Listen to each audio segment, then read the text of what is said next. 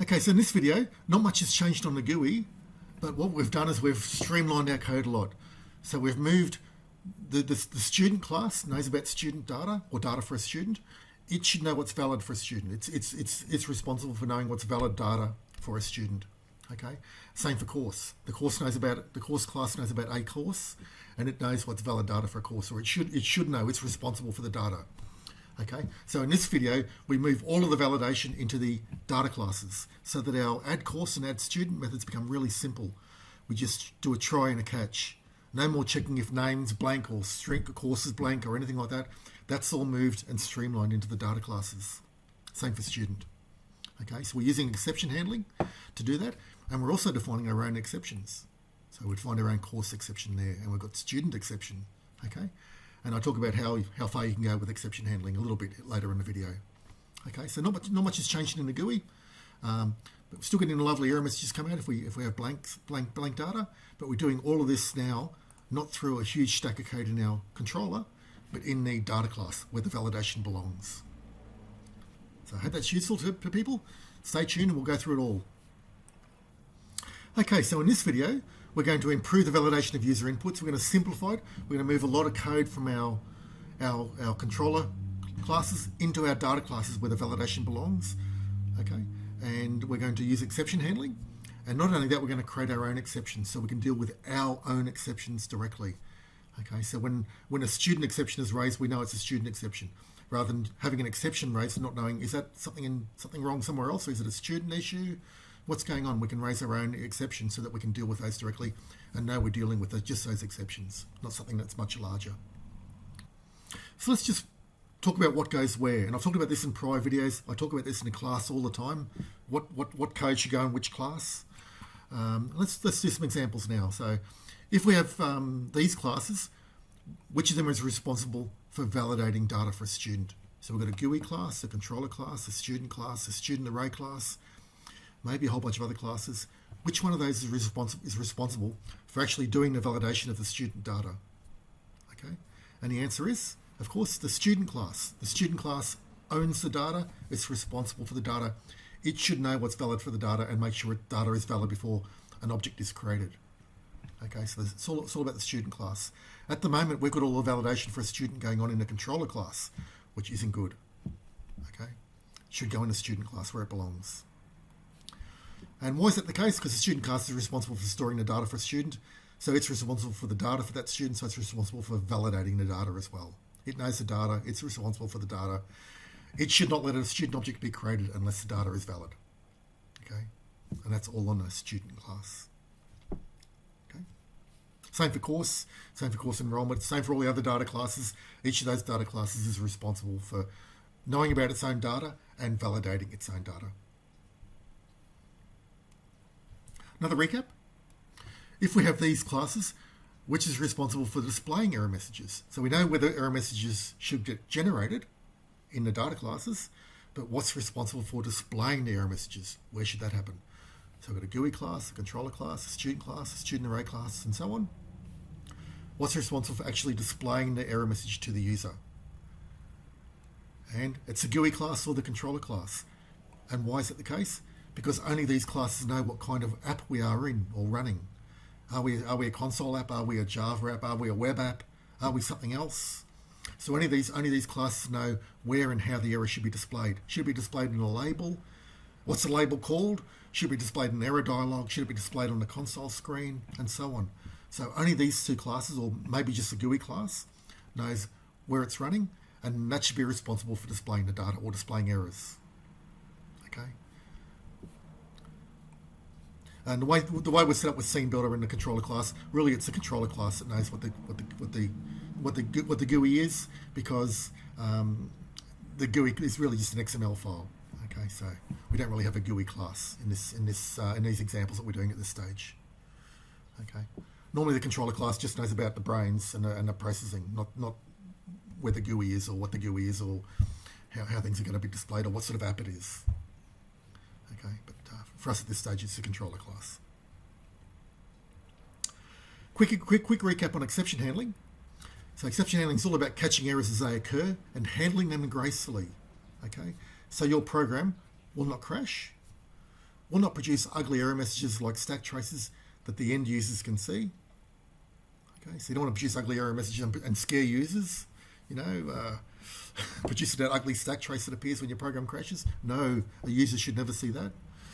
And the idea is that you produce nice, user-friendly, informative error messages that explain what the issues are and how to fix them. You deal with the errors gracefully. You produce nice error messages. You don't crash. You don't produce lots of error messages to the screen. It will scare a user. Okay, nice and gracefully handled is what you're looking for. That's what exception handling is all about. So the main commands are there: try, catch, finally, and throw. They're the main commands you need to deal with exception handling. The two basic ones are just try and catch. And there's two types of exceptions in Java, two main types. There's checked and unchecked exceptions.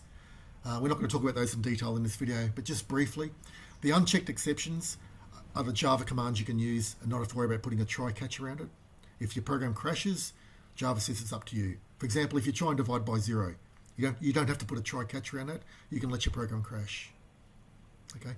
When you try and do an integer.parseInt of a string to convert it to an integer, you can put any old garbage in that string, A, B, C, D, and it will fail. And you don't have to put a try catch around an integer.parseInt. You can let your program fail. So they're unchecked exceptions. You can put a try catch around them, but you don't have to. Java doesn't force you to. Okay, they're the unchecked exceptions. There's a whole bunch of commands in Java which are checked exceptions or throw checked exceptions. For example, file I/O, database I/O, network I/O, all those sorts of things. And you can't even use the Java commands unless you put try catches around them to deal with all the errors. Okay, so there's unchecked exceptions in Java, which is the basic stuff, usually the runtime stuff, and the checked exceptions, commands you can't even use unless you put try catch around it at the very least. Okay, so let's get started. I'm now in the student controller for the controller the controller that adds students. So when we run this view, we're typing data into the student data entry boxes, and then we click the accept or add button, and then the code in the controller here runs to validate our student and check our student. Okay, and as we've seen, this code is fine, but it's in the wrong spot. Okay. And now that we know about exception handling, we can streamline this down. We're about shrinking our code and simplifying our code whenever we can. Okay, so now that we know about exception handling, and we know a bit more about class design, what should go where, we can now move this code to where it should be. Okay, and I'm going to shrink this down. You won't believe how much we shrink this down, but we'll shrink it down so much. Okay, let's go to our student class and into our constructor, and we want to do some validations in here. So so if name dot length is equal to 0, then we want to throw an exception, don't we? We want to throw an exception so that our controller can catch that exception and deal with it. Let's have a look at the validations we're doing in our controller.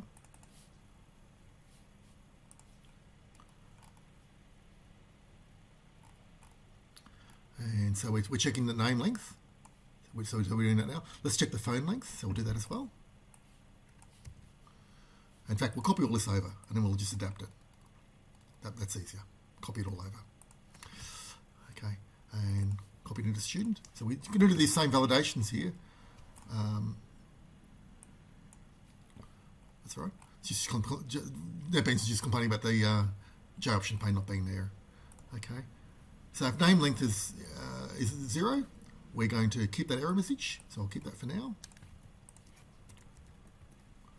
Okay, and else if, come on NetBeans, don't fight me. If phone length is equal to 0, we're going to throw this error. Okay, we're not going to display the dialog in here. As I've been saying, this class should not display the messages. It should just generate the messages and pass them on to the higher up class, the GUI class or the controller class.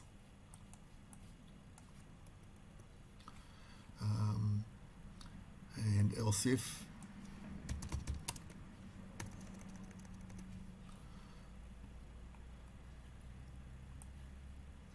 and we're going to get that error. So if the email is blank, we want to say email cannot be blank. We could also get the data valids in there as well. That wasn't a bad strategy, especially when you've got complex validations going on. We've got simple stuff going on here, so we'll take the if data valids out for now. Okay, and else if it's going over there because it's got no semicolons. So I'll put semicolons back in to keep NetBeans happy, to stop it fighting with my code, and we want to generate that error message. Okay, so you can see we're taking a lot of code and we've shrunk it down. We're not finished yet. So if any of those are valid, we want to throw exception. And inside the brackets here, we can say what the exception is. So throw exception. Okay. Now, exception isn't the best way to do this. I'm just showing you the first way. Then we're going to look at some more theory and come back and streamline this so it's better. So the command we need is throw exception round bracket for each of those, followed by a round bracket and a semicolon. Round bracket, semicolon's already there. Round bracket, semicolon's already there. Just indent those a bit. Okay. So you can see we've got exception handling going on now. So what we could do as well is we could put throws exception onto our method, so that if anything tries to create a student, we're telling Java whatever that method is that's creating a student or calling our constructor, it must handle the exception. In other words, have a try catch the exception. Okay, so we're not handling it here. We don't have try catch. We're just throwing the exceptions or creating the exceptions. Okay, now as you can see, there's a couple of little issues here. So we've got an error here. Oh, should we throw new exception? Throw new exception. Throw new exception. Throw new exception. I misset the new keyword. Throw new exception, and it shouldn't be phone string. It's whatever comes in here. Phone. So it's just phone. Whatever comes in here. Email. And okay. So that's how basic validation's happening. If there's any data errors, we're throwing. In other words, that exits the method straight away. Throw exits the method so that these lines of code here don't happen. So if any of those exceptions happen, we exit the method straight away and pass control to the calling method or whatever method is creating a student. Okay. So this code down here only runs if all of those validations are passed. Okay. So we've got the student constructor set up right. We should also add these same validations down, like here, down into the mutator methods. For example, set name. So we should move that one down here. If name.length is equal to 0, we should move that down into set name as well. And only do this code if that passes. Okay, if that throw doesn't happen, then this code runs. Okay, and same for the other ones. I won't do the other ones. I might as well, I guess. If phone length. So return set phone. So if phone length is 0, throw an exception. So again, we have to put throws exception onto the method header here. Throws exception. We'll do that for all our mutators. Throws exception. And like I said earlier, exception isn't the best way to do this, but we're going to just get it working for a start, and then we'll look at creating our own user-defined exception class. Okay, so we're coming back. Don't worry. Don't panic. Anybody watching the screen yelling at me, please don't worry, we're coming back around. All of these things we go around and we go around again to improve it and go around again to improve it. It's all an iterative process. And we'll do the set email as well, which is those two. Set email, so I'll copy those two down there. Okay, so again, we've got the exception handler or the commands to trap the exceptions that happen for an email address. Okay, so we've got the same code in two places, which everybody knows who's watching my videos I hate, but we have to live with that for now. We haven't done quite enough Java just yet to sort that out. That's another issue for another time. Okay, so having these checks here and also in other methods is something that I don't like. I like having this one code in one place. But we'll come back around again in a future video and look at how we can tackle that. Okay.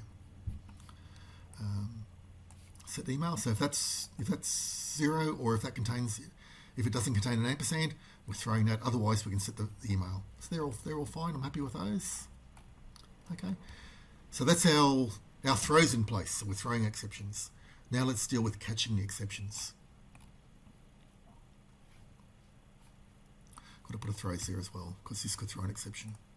In fact, this will throw an exception now because these are all blank. So I'll go unknown. Otherwise our constructor will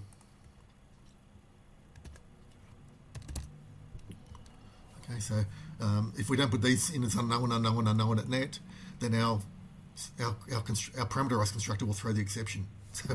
So we can't. In fact, that might not be a bad thing anyway, because we're creating a blank student.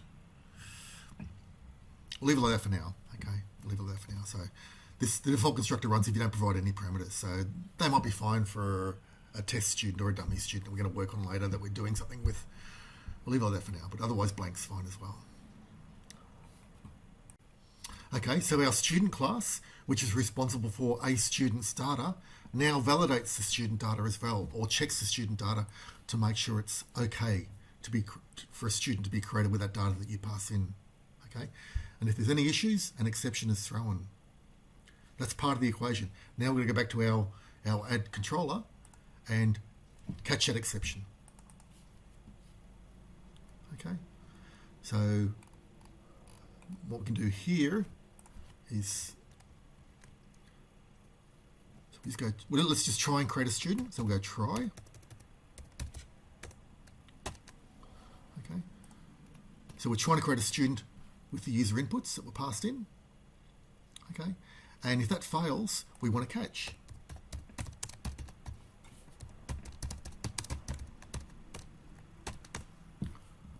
Okay, so we're going to try and a catch. Okay, and if the catch is invoked, then we've got an exception, and we need to display the error message. Okay, and the way to display the error message is error.toString. Okay, so we're getting whatever this guy here is called, that error object. We're getting a toString version of that, which is basically just getting our message. For example, it'll say error name cannot be blank or error phone cannot be blank. That's the string we're catching and displaying there. Okay, so we don't need any of this anymore. We can delete all this. Okay, so all the validation code is gone.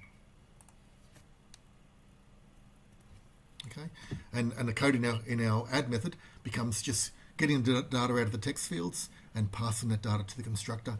And if that succeeds, if it creates a student, fine, we add them to the array list and display a success message. Otherwise, if any exception is thrown, then we show the message dialog and don't create the student. They're not created. This code here doesn't run if there's an exception, and we don't see the success dialog. Okay, so all we see is an error dialog. So that's a great way to do it. That's a nice way to do it for starters anyway. Okay, so we've shrunk our code down. We've moved the validation where it belonged into the data class, and now we just do try catch and try and create a student with whatever's the user typed in, and let the exception handling deal with it. Okay, so that's the way you should be doing all your validations in Java for these sorts of applications. Okay, the throws, the commands that check the data and do the throws are in the data class, and the commands that display the error are in the controller or the GUI class. Okay, so because this class here, the controller class, knows whether we're running in a web app or a console app or a Windows app or whatever. Okay, so this is responsible for displaying the error, for example, like that. But this class here, the student class, is responsible for checking the data and throwing the error. Okay, so I hope that's helped everyone. I hope that's clear. Means we can shrink our code down, which is great. Let's have a run and see how it goes.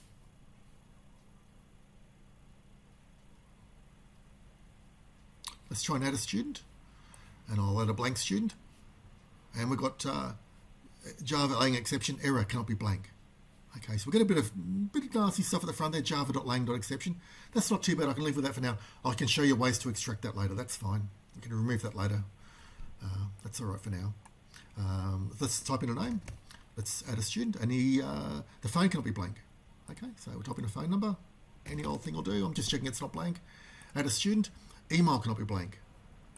Okay, so let's type in an email. Add a student, and email is not valid because it doesn't contain an ampersand. Remember that fourth check? So let's put an ampersand in there. We're not checking it's at the start or the end. And there we go. student created. So you can see our code's now working the same, but we're using exception handling, and we've been able to streamline our code down much more nicely and neatly because we know about exception handling. We're using exception handling.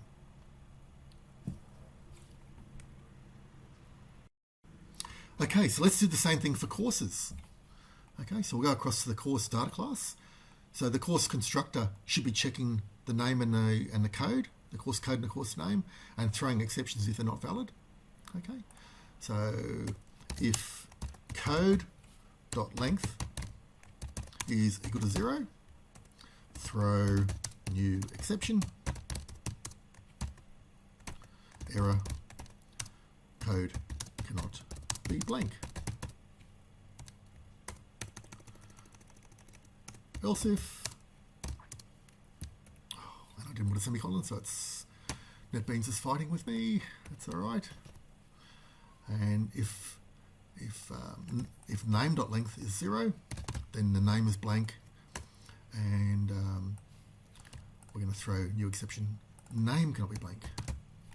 Okay, that's our two validations that we go, and we've got throws exception on the throws exception up in the method header, and throws exception on the constructor, and I'll leave those blank for now.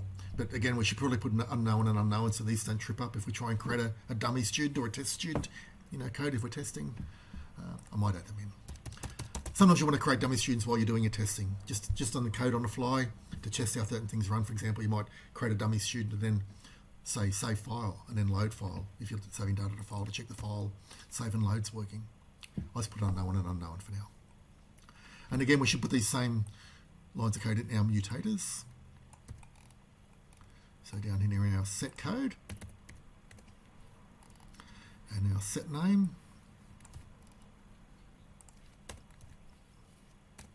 Okay. Sorry, that's get name, wrong one.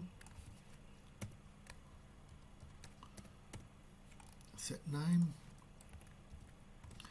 And again, we should put throws exception in our method header. Okay, to let Java know that we're dealing with the exception, or that whatever calls this or creates a course object will deal with the exception. Have a try-catch example, for example.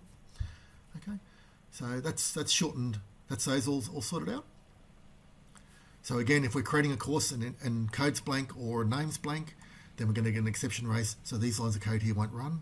So in other words, we're not half creating an object and having it sit in an uncertain state. It gets created or it doesn't. Same with student. Okay, if any of these validations fail, the throw exception will happen. So these lines of code here aren't running. We're not adding one to student ID or last used student ID. We're not allocating an ID, all that sort of stuff. So we're not going to end up with a student that's half created. We're doing all the validations, and if all of them pass, then we can set up the class object. Okay, that's the way it should be. It should be either all the data is valid or we don't create the student. Okay. That's good. Let's have a look in our add controller and a course add controller and look at the course add. So again, we want to take all this out.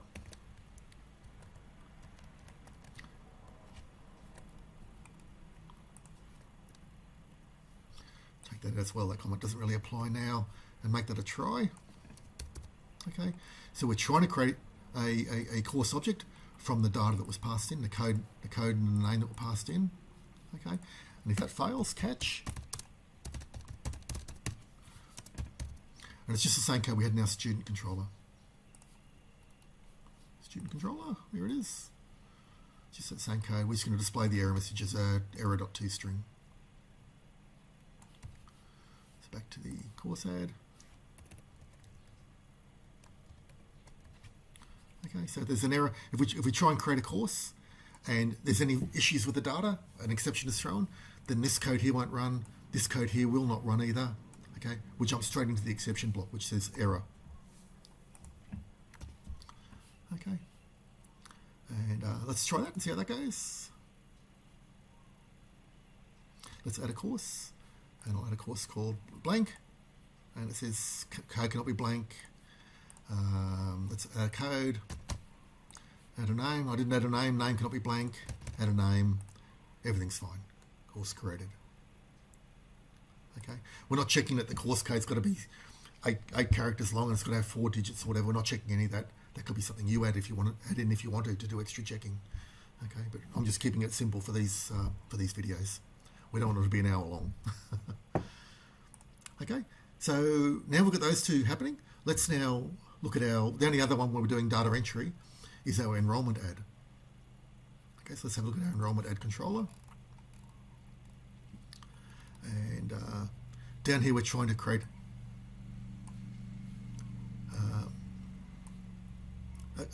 an enrollment from a student and a course that's been selected. Okay, but as we've seen in our combo boxes, they could both be null. Let's add a course, and we'll try and add it.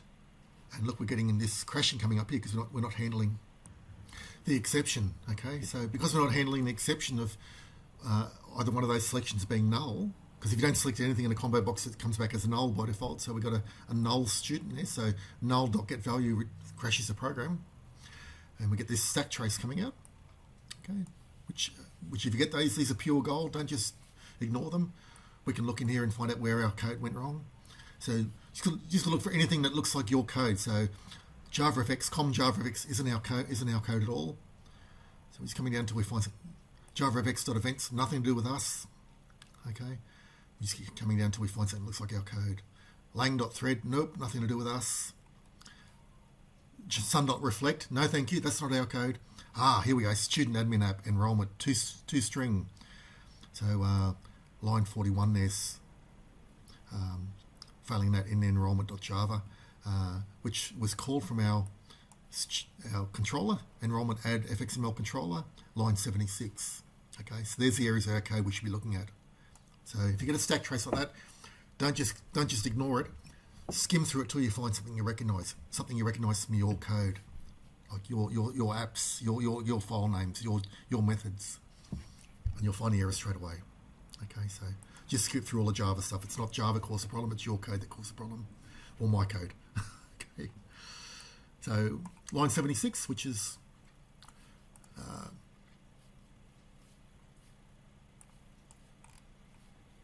for the add button in the enrollment ad controller, line 76, line 41. So we're in that vicinity anyway. So it's happening here. So what we could do is in our so this will fail if the combo box is returning null.getValue will fail. Okay, so we can do that. Catch it in the try catch. Try and create an enrollment and catch.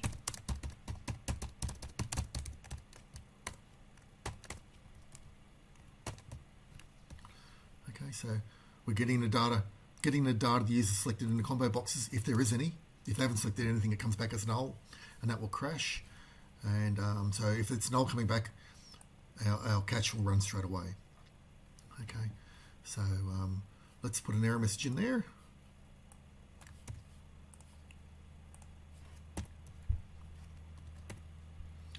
And error.toString's probably fine.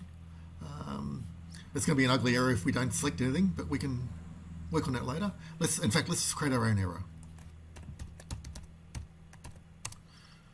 Please select a student and a course. Okay, so I'm just creating our own error there. So rather than just display error.toString, which is going to give us, it's going to basically give us Java, it's going to give us this sort of stuff, Java Lang runtime exception and stuff, so we don't want that going in an error dialog to the user. It's going to scare the user and not make them have confidence in our applications. Okay, so error, please select a student or a course. So let's run that and see how we go. Oh, it's still running. Close. Right, there we go. And I've got too many brackets there.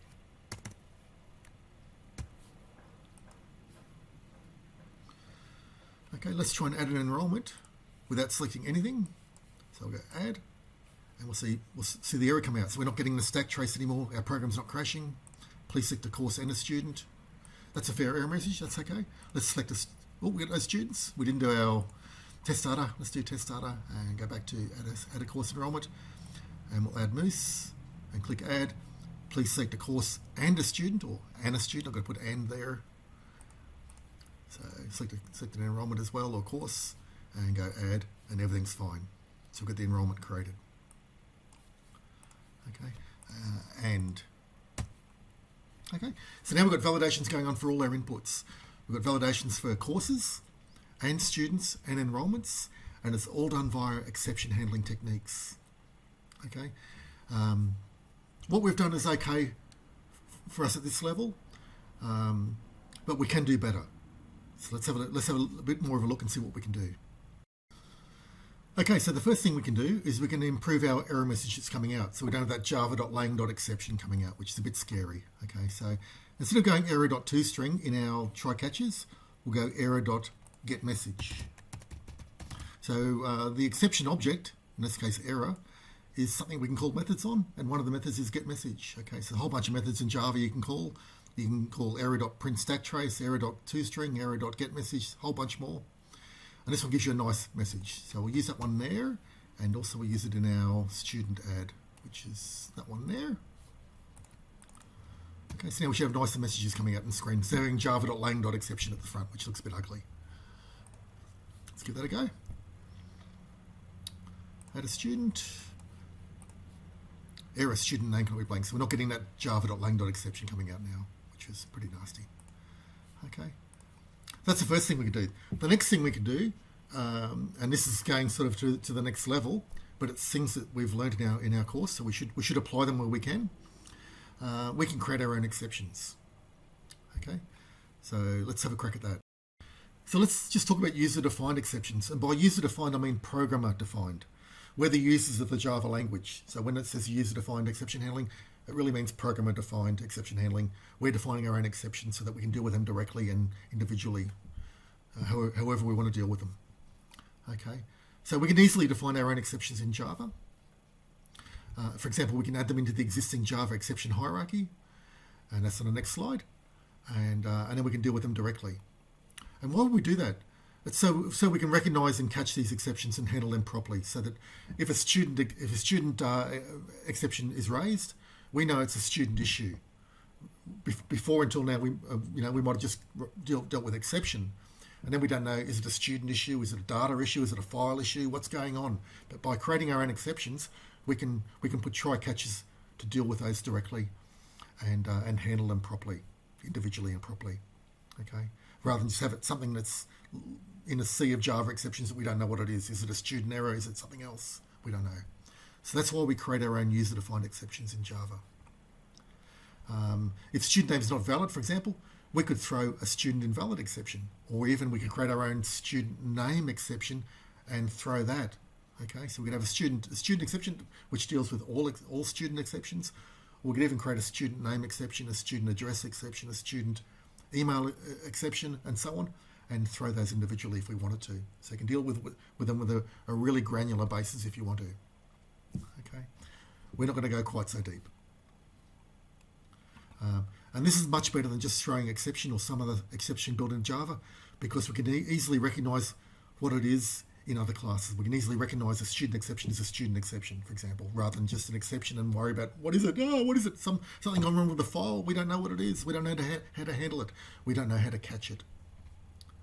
Okay, so that's why we create our own user-defined exceptions. The next slide is going to scare you. It's the Java exception hierarchy, and again, there's more to it than this. So we've got to fit our exception handling into this somewhere, and where should we add our own user-defined exceptions? Okay, so for the examples we're going to look at in this video, we're going to link them into runtime exceptions so that we deal with our exceptions down here at runtime level. We could link them in there. That'd be fine. We could even link them into throwable if you want to. Okay, you can link them into any of these, but you've got to link them into the most appropriate place. And for us, for this video, for what we're doing, we're going to link them into the runtime exception part of the hierarchy. Okay, so let's make a move on that and see how we go. Now, creating your own exceptions is a huge topic, and we're just going to cover the very bare basics. We're just going to create a basic exception and slot it into the Java hierarchy of exceptions, so that our code can deal with those exceptions and catch them and throw them and all the things we need to do. Okay, so let's start by creating a course exception. So I'm going to create a new Java class, and I'm going to call it course exception. Okay, and finish. And I'm going to replace all that. Well, that'll be fine, course exception. And I'm going to paste in some code and adapt it. Okay, so I've pasted a course called my exception, and what we want to do is have it so it fits into the Java hierarchy, and we do that with extends followed by the part of the hierarchy, the part of the exception hierarchy we want to fit into. So our course exception now fits into the runtime exception part of the Java exception hierarchy, which is a fair place. If we wanted to join into the exception, the main branch of the exception branch, we can just go exception, and that would be fine as well. Certain people have certain standards of where they fit their exceptions in. I think a runtime exception is fine for this one because it's something that happens at runtime and so on. So it's course exception. So we've got a constructor called course exception. We've got a parameterized constructor which takes in a message, a string, and we've got another parameterized constructor that takes in a message and a throwable object. Okay, and all we do for each of these is pass them up to the parent class. So super means call our parent classes, which is the parameterized constructor in our runtime exception class. Super followed by message just passes that error message up to the parent class, and so on. And this means we're calling this course exception constructor. We're calling our own parameterized constructor and passing that message. So I'll say for the default message, I'll say something went wrong with courses.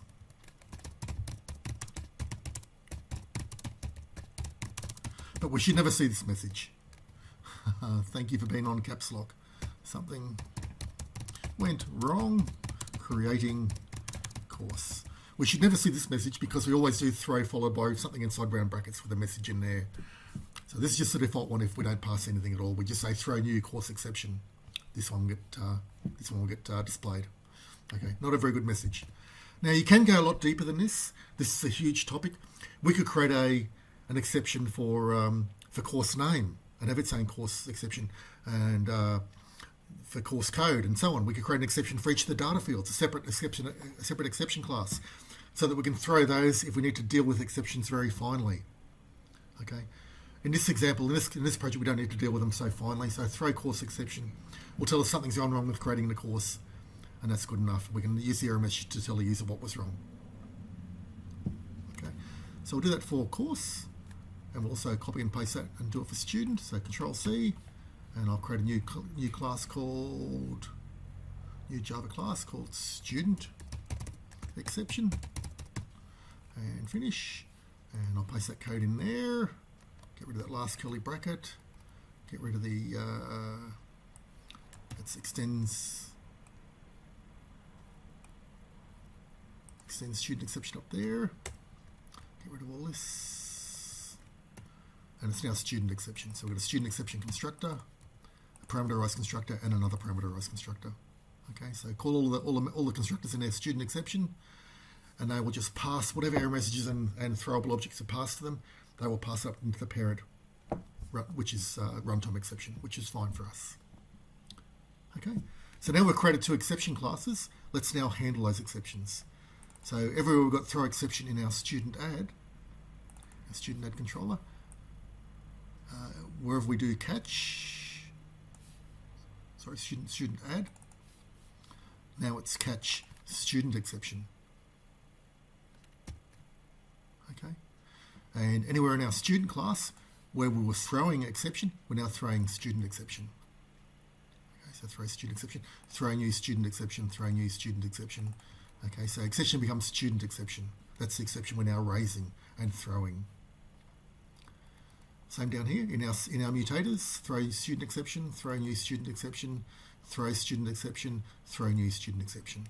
Okay, so we've changed all our student class across to throwing only student exceptions now. But like I said, we could deal with this on a much finer, granular level by having student name exception, student address exception, student email exception, and so on. And we could throw each of those depending on what exception occurred. So you can do that if you want to. I've only got one student exception class at this stage. Okay, let's save that. And we've got an error there. I wonder what the error is. That's our controller.